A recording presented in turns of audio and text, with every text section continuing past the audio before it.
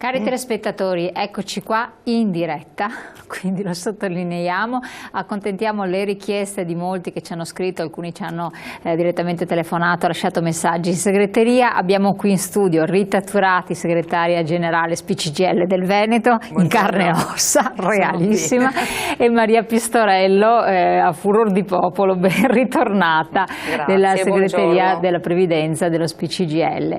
E allora parliamo, vi aggiorniamo veramente su quello che è successo recentemente relativamente alle pensioni, facciamo chiarezza a molti che hanno dubbi e perplessità. Rispondo subito che in questo appuntamento non parleremo di sanità come alcuni di voi ci hanno richiesto, anche perché poi la sanità in Veneto è ancora molto in subbuglio e nulla si sa.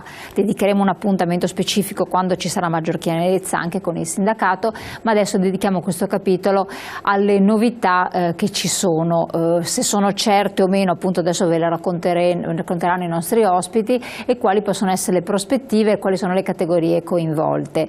Ribadisco che per coloro che ci hanno scritto con delle domande specifiche, dandoci anche dei numeri eccetera, scrivete alle sedi SPCGIL provinciali del vostro territorio, andate da loro, portate tutti i documenti, perché i casi specifici non si possono risolvere direttamente in trasmissione, richiedono appunto una serie di documenti che devono essere vagliati con attenzione, e poi avrete naturalmente le risposte. Altra cosa, sempre rispondendo ad alcuni messaggi, alcune mail che sono arrivate, lo SPCGIL aiuta tutti i pensionati, purché siano pensionati, a prescindere dal fatto che siano stati lavoratori dipendenti, lavoratori autonomi, qualsiasi categoria, insomma dà una mano a tutti, e quindi fatevi anche rivedere la vostra situazione pensionistica, che molte volte purtroppo in noi errori ci sono. Detto questo, entriamo adesso nello specifico del nostro appuntamento di oggi. Che cosa dobbiamo raccontare ai nostri telespettatori, pensionandi e pensionati? Sì, dobbiamo raccontare che c'è una novità secondo noi assolutamente importante, ed eravamo in attesa, insomma, di vedere i contenuti e questi risultati, e anche per quello che, insomma, abbiamo mandato in onda delle repliche. Perché tutto era work in progress, sì, ogni esatto, volta. esatto. E quindi adesso che abbiamo un testo sotto mano siamo in grado di raccontare un po' più nel dettaglio che cosa è successo. È successo che, come molti telespettatori sanno, noi avevamo aperto da un anno e qualcosa, insomma, un'avvertenza con il governo sul tema della unitaria, CGIL, CISL, UIL nazionali, dentro cui c'erano anche le richieste e le rivendicazioni dei pensionati unitariamente,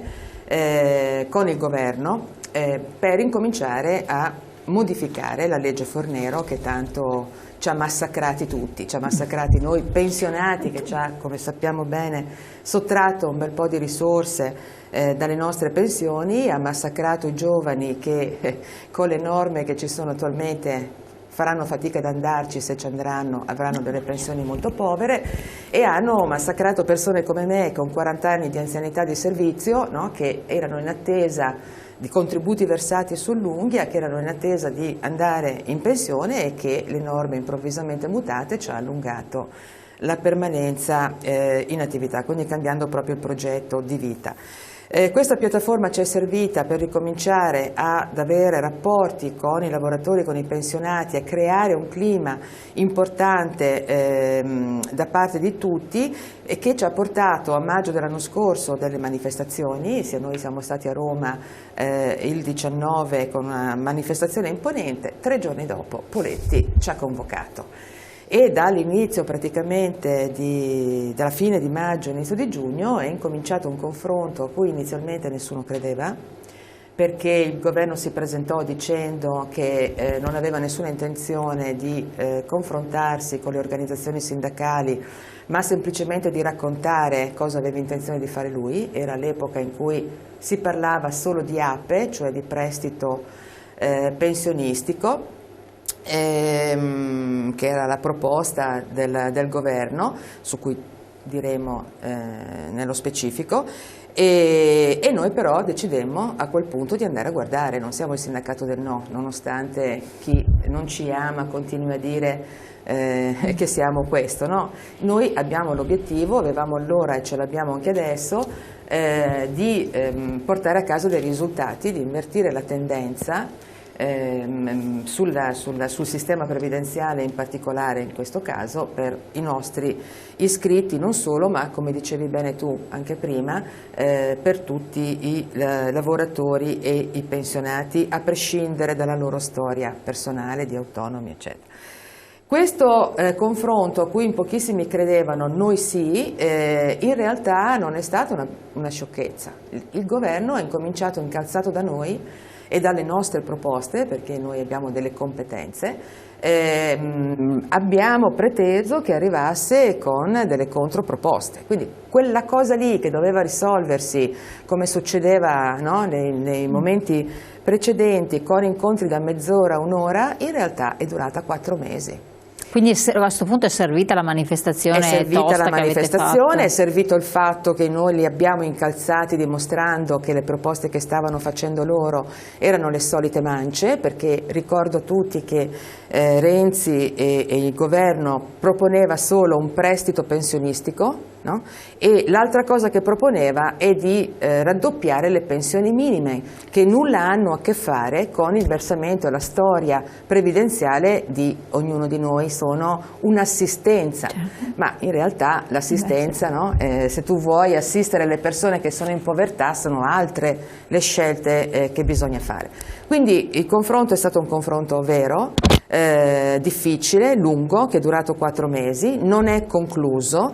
Però siccome vogliamo che per le prime cose su cui c'è stata intesa, e non sono poche, ci sia un riferimento nella legge di bilancio che verrà depositata la prossima settimana e quindi finanziate subito e che possano partire già dal 1° gennaio del prossimo anno, abbiamo deciso insieme al governo di fare un punto e di dire: a che punto siamo?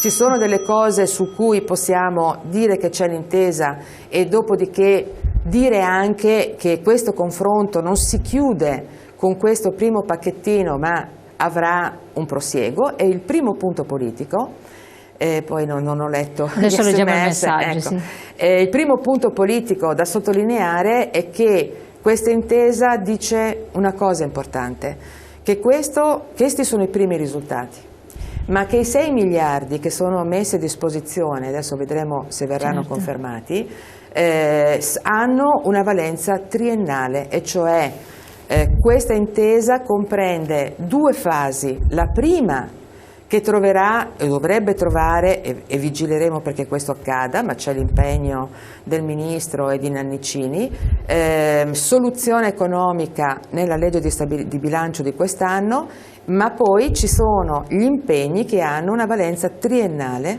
e quindi si proseguirà, e contando su un budget certo, che è quello che si è messo a disposizione in questo momento. Leggiamo un attimo il messaggio, che giustamente i telespettatori ci tengono a che vengano letti i loro messaggi. Vediamo se gentilmente, eccolo qua. Fa piacere rivedervi, soprattutto perché noi quasi pensionati abbiamo bisogno di certezze, di questo governo non ci fidiamo. Conviene o no l'APE? Ecco, conviene o no l'APE? Allora, l'APE, ribadisco, è una proposta che ha fatto il governo. A noi non piace. Anticipo pensionistico, per chi non avesse... Sì, scusate, l'anticipo pensionistico.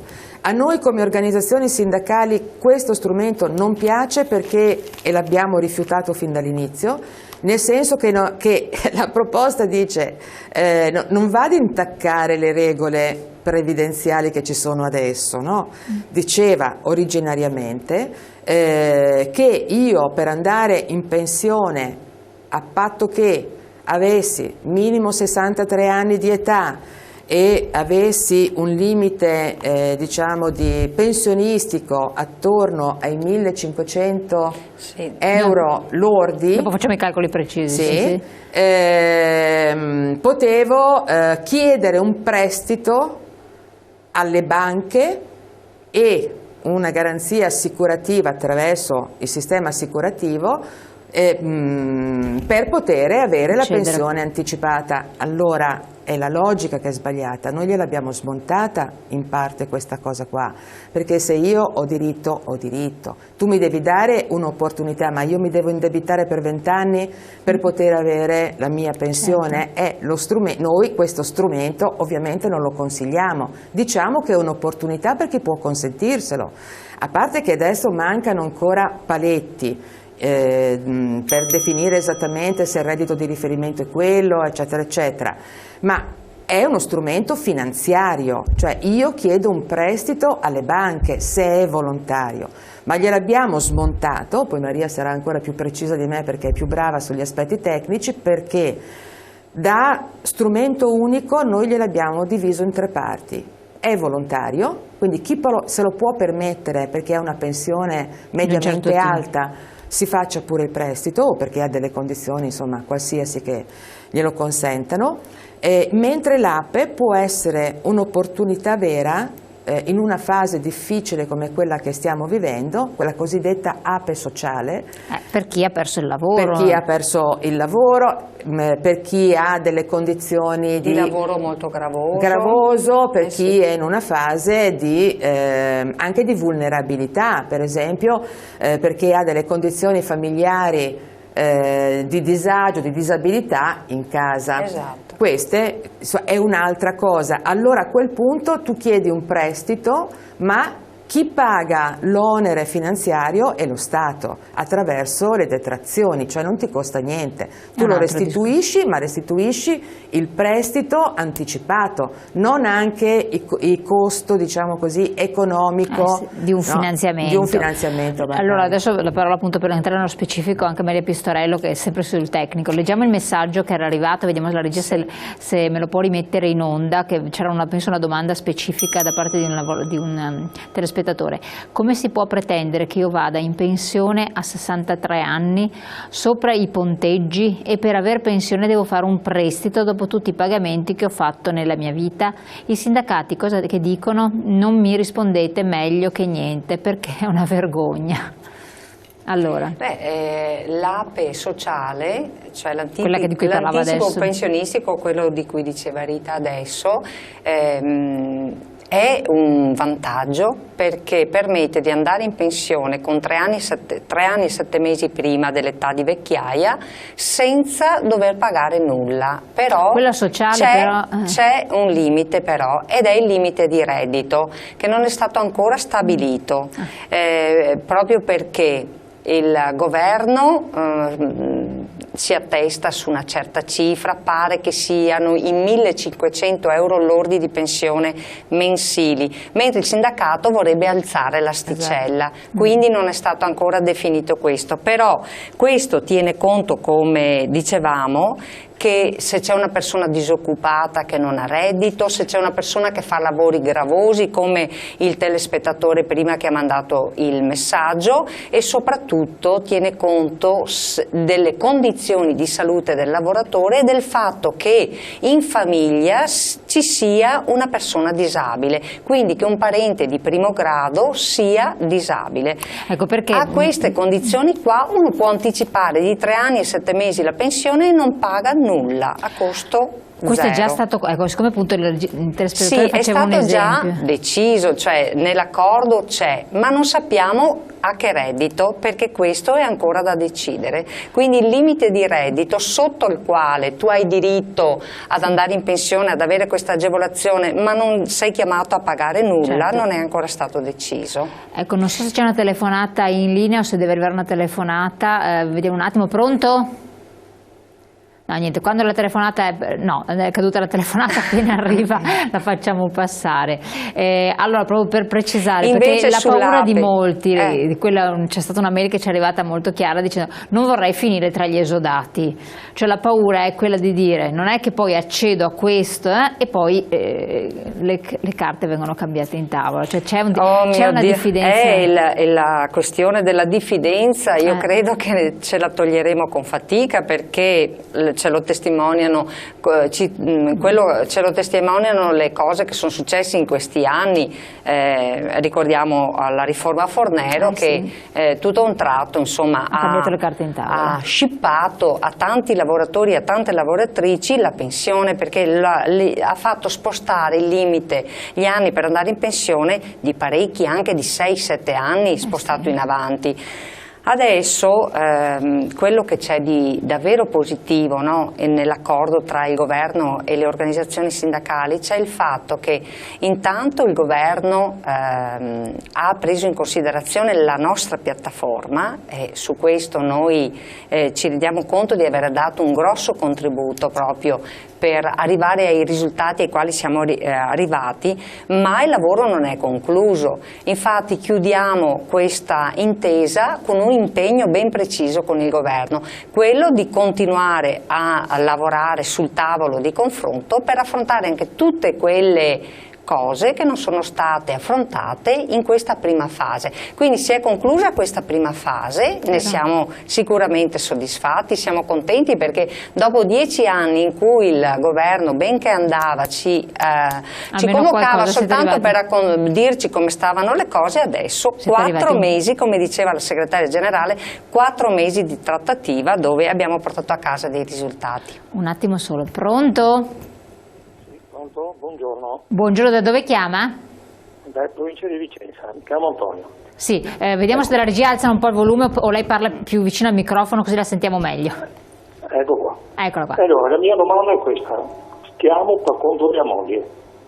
La moglie ha 63 anni di età. Al 92 aveva 18 anni e 8 mesi di macchette, vale a dire che ha cominciato a lavorare a 15 anni. Sì. Tante sue amiche che avevano maturato 15 anni con macchette volontarie sono già in pensione. Mia moglie che ha le macchette e la lavoro no. Adesso spiegatemi voi questa situazione. In totale, sono stato chiaro. Le posso chiedere, in totale sua moglie quanti anni di contributi ha? 19 anni e 8 mesi. La Fornero ha confermato che quelli che le avevano prima certo, però sì, sua moglie mantiene il diritto ad andare in pensione con la vecchiaia, però quindi deve aspettare l'età della vecchiaia. Era lavoratrice dipendente sua moglie? No, è sempre stata dipendente.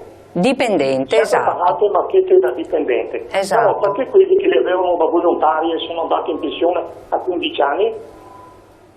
No, la sua moglie mantiene, se aveva almeno 15 anni nel 92, 15 anni contributi versati, mantiene il diritto ad andare in pensione, però va in pensione con l'età della vecchiaia. Quindi attualmente... Precoci o no, non c'è nessuna agevolazione. No, è solo per coloro che vanno, esatto. Sua moglie mantiene il diritto, però non può andare in pensione. 7 anni di maggiorazione, non so se sono pochi. Sì, certo. Ecco, per le lavoratrici dipendenti come sua moglie, quest'anno per poter andare in pensione, lei il diritto ce l'ha perché ha i 15 anni al 92, però dovrebbe avere 65 anni e 7 mesi per poter andare in pensione quest'anno. Questo lo sapevo. Invece andrà, lo so. Pensavo che il discorso precoci... No, i precoci sono i 41 anni. Sì, il discorso precoci, sì, ha fatto bene a chiedere, guardi, il discorso precoci, che non è ancora questo ben definito, parla di 41 anni di lavoro, quindi di persone che vanno con la pensione anticipata, anche a 63 anni come ha sua moglie, ma hanno 41 anni di lavoro, di contributi versati. Comunque grazie del suo intervento, grazie molte. Grazie, buongiorno. Purtroppo. Buongiorno a lei. Quindi la signora deve aspettare 65 anni e sì, poi bisogna vedere perché l'età è previsto che cresca, fantastico, cioè 66 deve anni, equipararsi. insomma. Adesso le donne lavoratrici del privato hanno mantenuto una gradualità nel raggiungere i requisiti che già sono in vigore per gli uomini. sia lavoratori dipendenti che lavoratori pubblici, e per le donne del pubblico che sono 66 anni e 7 mesi. Le donne del privato vanno, se dipendenti, quest'anno con 65 anni e 7 mesi di pensione. Ecco, il caso che purtroppo è abbastanza frequente. Qualora una situazione analoga a quella di cui ci ha raccontato il telespettatore si verificasse una persona, donna, che ha questa situazione qui, però perde il lavoro, ha 63 anni, 62 magari l'anno scorso, ha perso da poco il lavoro, che cosa può fare? Beh, se ha 63 anni e perde il lavoro, può usufruire dell'anticipo pensionistico. Però ci rimette qualcosa o no? Allora, dipende se appartiene a una delle categorie che dicevo prima, lavori particolarmente gravosi, e ancora non è stato detto quali sono questi lavori. Però se è un'impiegata che ugualmente lavoro gravoso non riesce a trovare un impiego, perché voglio vedere... Dovrebbe... cioè dipende da come l'ha perso. Qui c'è l'APE imprese, cioè... che è molto complicata questa parte qua, ed è la parte non definita, quindi non possiamo dare delle risposte dirette, in diretta su questa roba che non è stata definita. Perché allora, quando si perde lavoro per ristrutturazioni, ad esempio, per riorganizzazione di impresa, è prevista una modalità analoga, cioè nel senso che il lavoratore non dovrebbe pagare, diciamo, dal punto di vista del costo del capitale, da quello che gli viene dato, ma anche le imprese dovrebbero fare la loro parte, cioè invece di essere tutto a carico dello Stato, come nell'APE sociale, dovrebbe essere in parte a carico dello Stato e in parte dell'impresa, tant'è che nell'intesa c'è scritto che viene demandato tutto ad accordo fra le parti.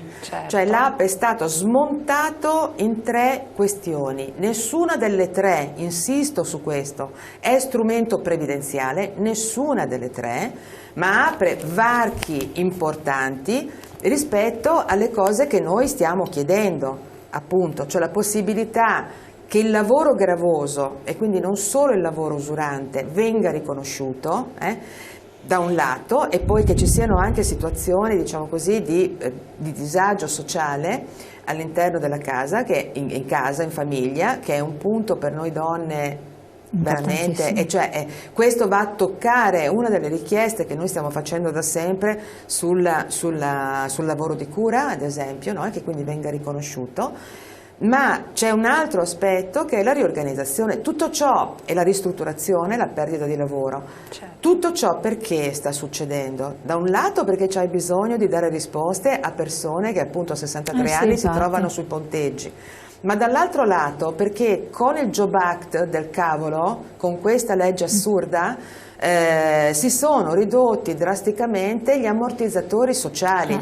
Per quello insistiamo nel dire che questo non è uno strumento previdenziale, comunque lo si metta. Cioè è uno strumento, un'opportunità, soprattutto le due, no?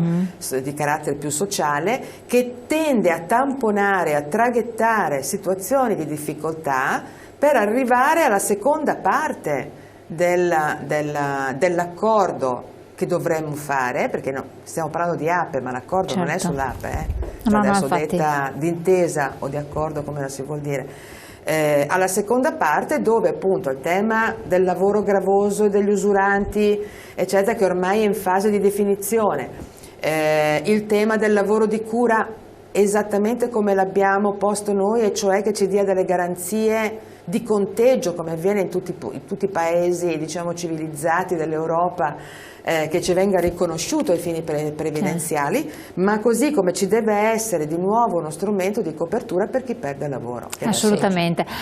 Torniamo su questi aspetti. Pubblicità, pochi secondi, poi siamo con voi.